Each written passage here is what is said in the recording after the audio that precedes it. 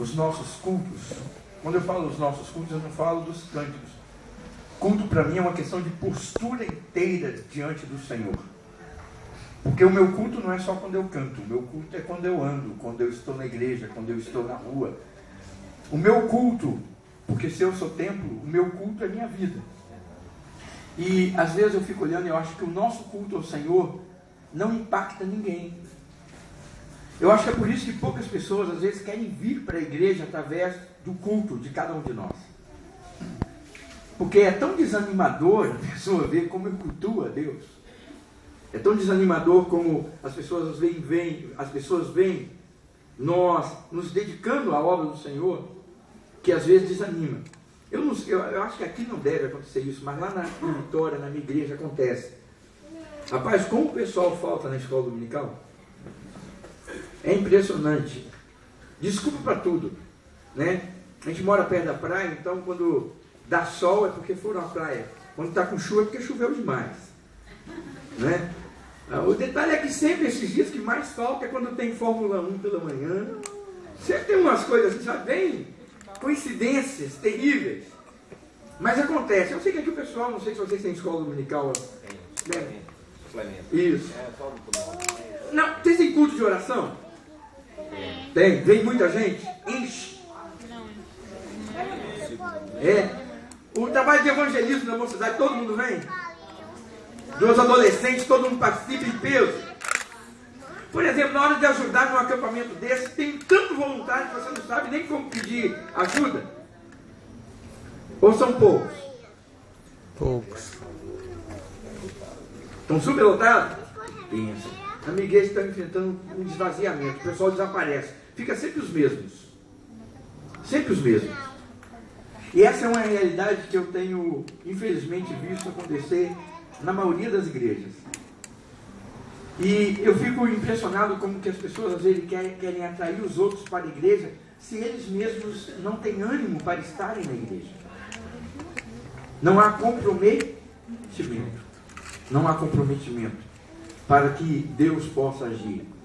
Mas eu quero dizer, amados, Deus tem coisas tremendas a fazer quando nós nos comprometemos com Ele.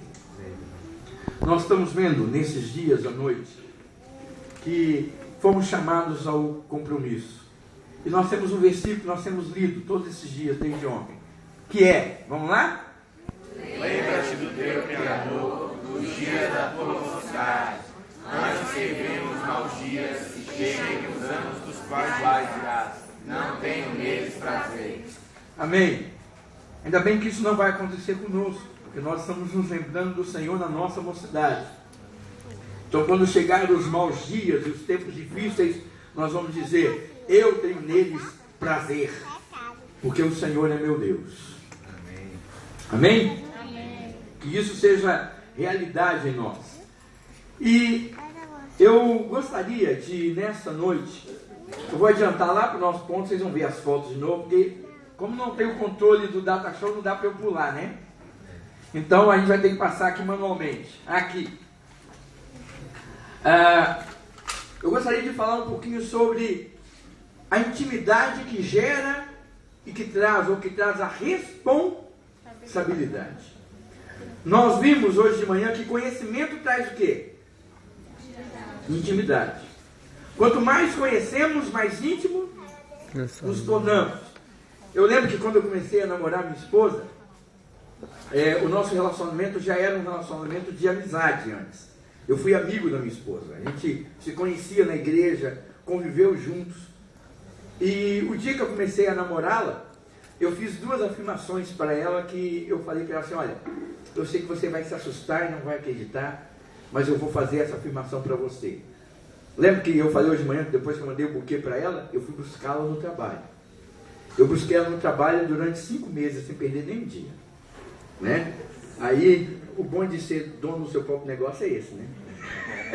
Por isso que deu para eu fazer. Então, eu fui buscá-la durante 5 meses, sem perder nem um dia. Mas no primeiro dia que eu a busquei para levá-la para casa, quando a gente começou a namorar, eu fiz uma afirmação para ela, eu falei assim, eu vou te falar 2 coisas e eu sei que você vai reagir estranhamente, mas são verdades que vão se cumprir. Aí ela falou assim, quais são? Aí eu virei assim, a primeira é que eu te amo. Aí ela riu, né? Ela riu porque ela falou, você me ama como a gente está começando a namorar hoje? Eu falei, eu estou começando a namorar com você hoje, mas o meu amor por você já existe há mais de um ano. Então eu te amo. E a segunda é que você vai casar comigo.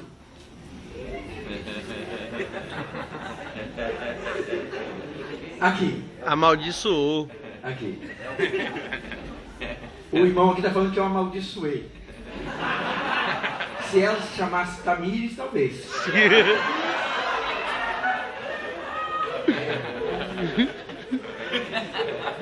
Porque acordar com você do lado, meu querido, é castigo. A gente não sabe quem é que está pagando a pena. É um verdadeiro purgatório aqui, ó. Tá doido. Cheguei para defender. Hã? Vocês fizeram lavagem cerebral em você, filho? Isso aí não adianta, não. Ele ameaçou você de dar aquela surra matrimonial se você não defendesse. Mas o interessante é que eu falei para ela assim, olha, você vai ser minha esposa. Aí ela caiu na gargalhada, né? Primeiro dia. Amados, eu namorei 2 anos e meio. 1 ano e meio de namoro, 1 ano de noivado e casamento. Eu sempre fui muito objetivo, né? Esse negócio de ficar encebando muito não dava certo, não. Eu comecei a namorar minha esposa, ela tinha 16 anos. Faltavam 5 dias para ela fazer 17. Então, ela casou comigo com 19 anos e eu com 23. Eu casei virgem, ela casou virgem. Graças a Deus, eu não conheço outra mulher, nem quero conhecer. Entendeu? Só a conheço, só a tive, somente a ela. Graças a Deus eu tive e tenho esse privilégio na minha vida. E o interessante é que quanto mais eu a conhecia, quanto mais eu descobri quem era a Elisângela, mais íntimo dela eu me tornei. Mais íntimo dela eu me tornei. E eu vou falar, existiram coisas que eu só descobri depois de casar. É verdade. Eu descobri que a minha esposa tinha um humor. Eu já sabia que ela tinha um bom humor, mas que o bom humor dela era tão grande, depois que a gente casou.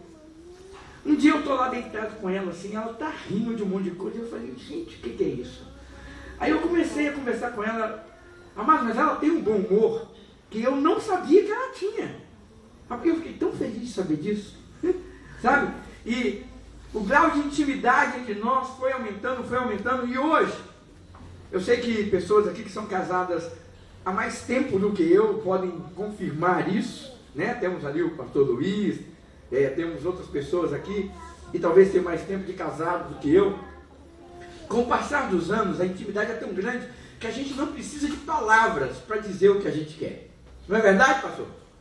Basta um olhar. Irmãos, quando a minha esposa está sentada no meio da igreja e eu pregando, eu sei direitinho aonde eu vou. É só olhar para ela, ela olha para mim, e o jeito que ela me olha, eu sei se eu estou falando besteira ou não. O jeito que ela me olha, eu sei se está na hora de mudar de assunto ou não. Não é assim, ô peixe? É desse jeito. Não precisa de palavras. É a mesma coisa ela. Se eu estou num ambiente, ela está com alguma conversa ou fazendo alguma coisa, ela olha para mim, eu olhei para ela, ela desconversa e vem e fala, estamos indo. Eu falei, ótimo. É assim. Porque o conhecimento, quando aumenta, traz uma intimidade que se torna uma coisa fabulosa. Mas algo aconteceu no meu relacionamento com a minha esposa. Quanto mais íntimo eu me tornei dela, mais responsável eu me tornei por ela. A minha responsabilidade aumentou em relação a ela. Hoje, devido ao grau de intimidade que eu tenho com ela, a minha responsabilidade é muito maior. Eu, quando casei, eu fiz aquela promessa típica, né?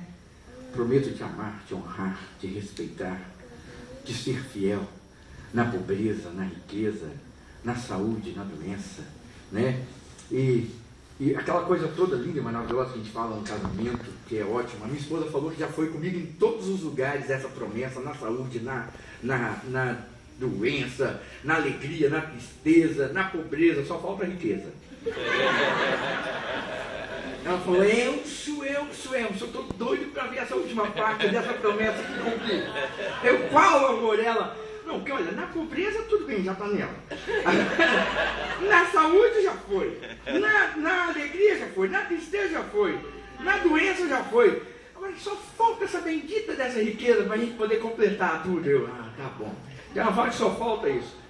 Segundo ela, o meu único defeito é a minha conta bancária. Então tá bom, né? Por enquanto a gente está dando para relevar isso aí.